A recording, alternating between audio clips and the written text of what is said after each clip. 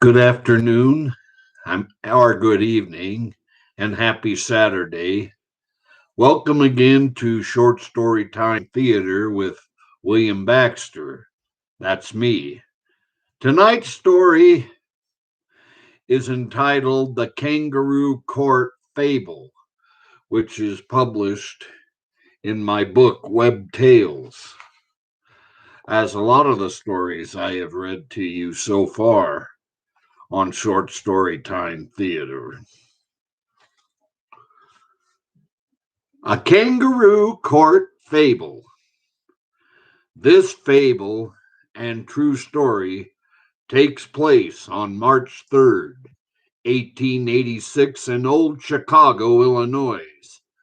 Employees at the Cyrus McCormick Reaper Machine Company were striking as they formed a picket line outside in front of the plant. The workers were striking because they wanted shorter work hours. They were trying to get 8-hour work days.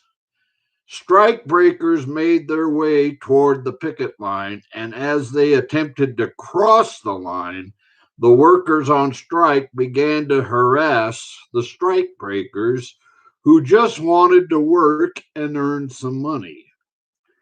Among the strikers was an anarchist by the name of August Spies, who encouraged the protesters to hold together but keep things peaceful. That simply just wasn't to be. The strike breakers who were trying to cross the picket line were being protected by 400 police officers.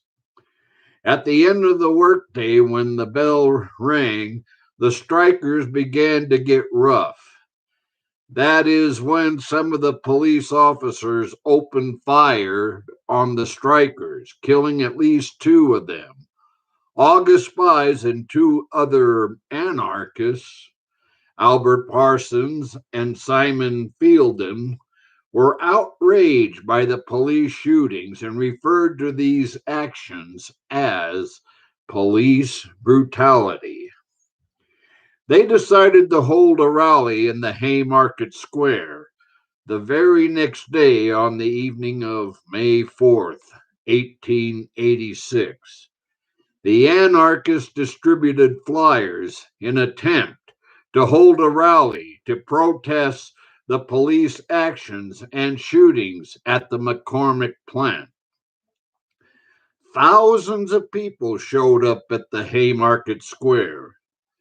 The protest rally at the Haymarket Square also started out peaceful. There were several police officers present at the rally.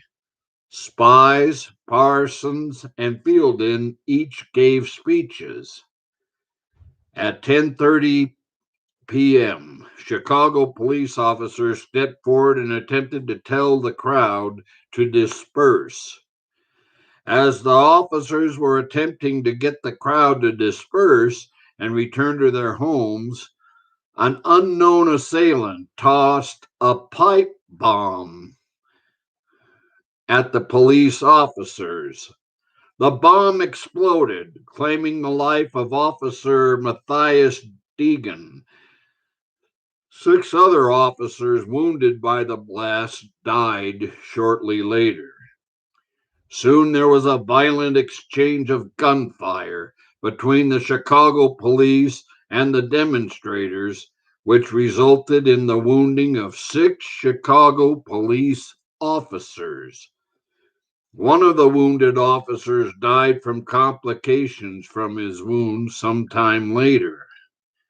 The death toll in the violent shootings during the Haymarket affair was 7 Chicago police officers and 4 demonstrators. 60 police officers were wounded. It is a known fact that needless killings and shootings of law enforcement officers often produce harsh feelings from others especially if they too happened to be law enforcement officers. The very next day, the area of Chicago near Haymarket Square was under martial law. A manhunt for scapegoats began. Somebody had to pay for these officers being killed. Eight scapegoats were rounded up with little or no sufficient evidence. Their names were Albert Parsons, August Spies, Samuel Fielden, Louis Ling, Michael Schwab, George Engel, Adolf Fischer, and Oscar Needby. On June 21st, 1886, the trial of these 8 unfortunate men commenced. There was extreme prejudice for the 8 defendants from the public, the media, the jurors, and even His Honor, Judge Joseph Gary. It is true that the 8 defendants were anarchists, but none of them favored violence of any sort.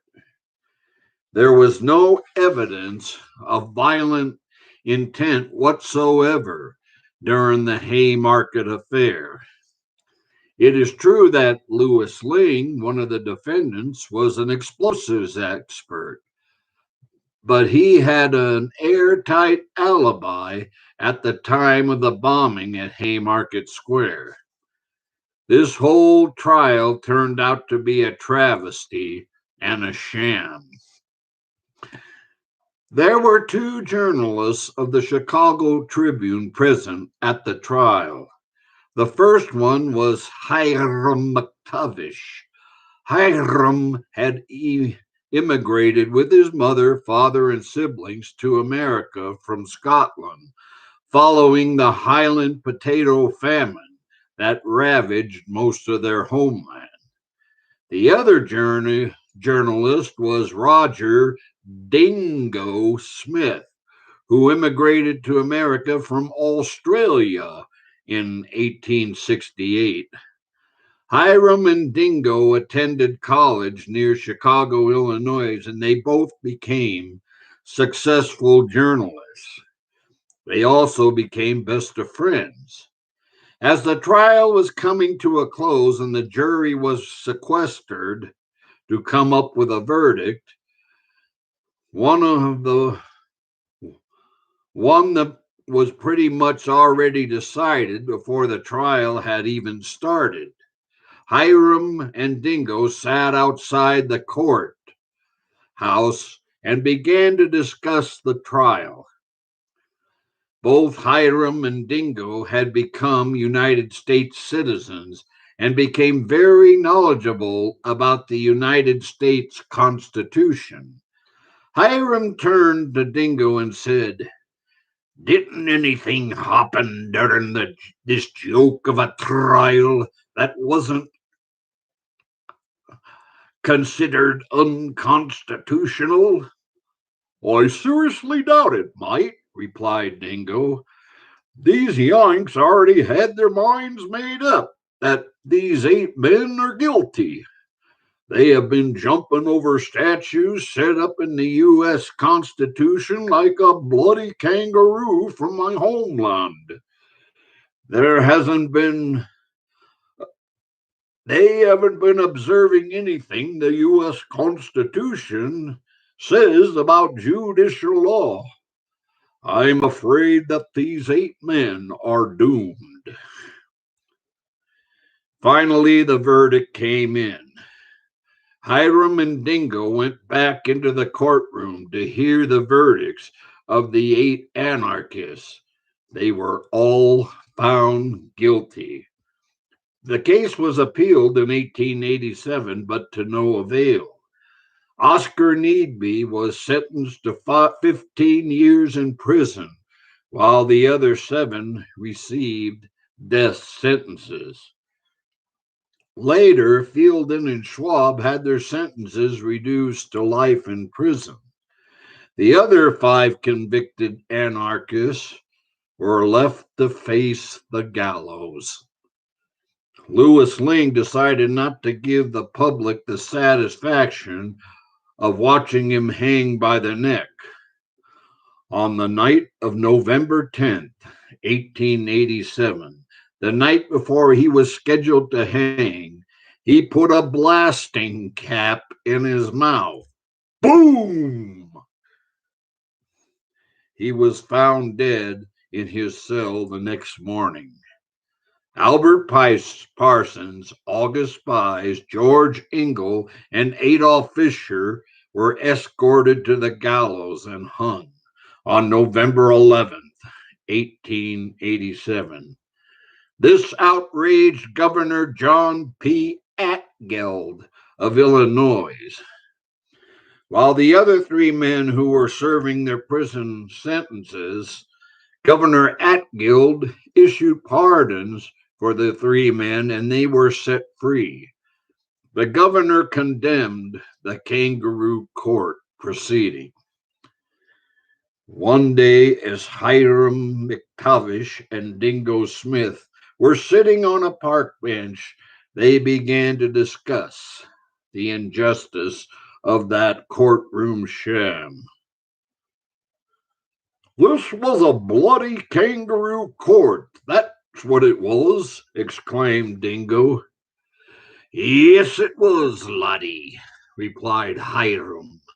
These people wanted justice any way they could get it, even if it meant straying from the clauses of the U.S. Constitution. The problem is that because it was a kangaroo court farce, these five men who died on the gallows will be remembered as martyrs for their causes and radical beliefs. They will never be looked upon as worthy recipients of justice because there is no justice in a kangaroo court proceeding. And so it is today, just like Hiram McTavish said. Albert Parsons, Albert Spies, George Ingle, Adolf Fischer, and Louis Ling are all looked upon as martyrs and not as worthy recipients of justice. If justice is sought in a kangaroo court, there will be martyrs instead. And that's the moral of this story. Thank you very much for listening to my story. And you all have a good weekend now. And I'll be back later with another story on Storytime Theater with William Baxter. Good night now.